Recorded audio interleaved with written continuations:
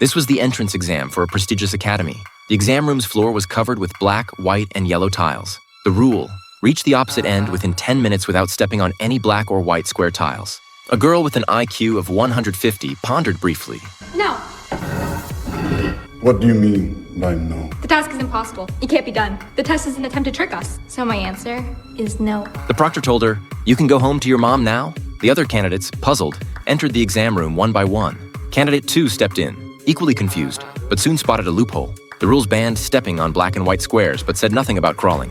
He dropped to the floor, inching forward on his elbows and knees. Though his knees ached, he made it through. Candidate 3, not the sharpest mind, had incredible athleticism.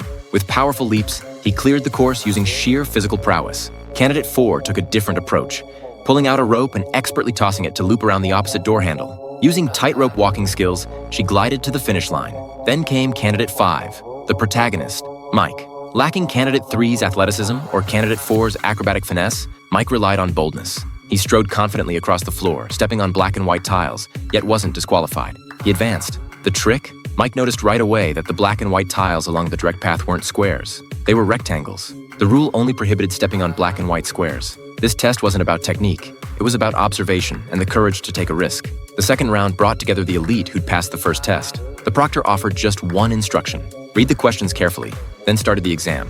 The rule: complete all questions in 60 minutes. The candidates flipped open their test booklets, brimming with confidence, only to freeze after a few questions. The problems weren't just difficult, they were completely unfamiliar. 30 minutes in, many hadn't written a single word.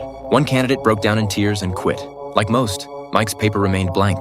Then the candidate in front of him submitted their test early, slipping Mike a note filled with answers as they left. Mike, unfazed, kicked the note aside and kept studying the questions. Suddenly, the proctor's words echoed in his mind. Read the questions carefully.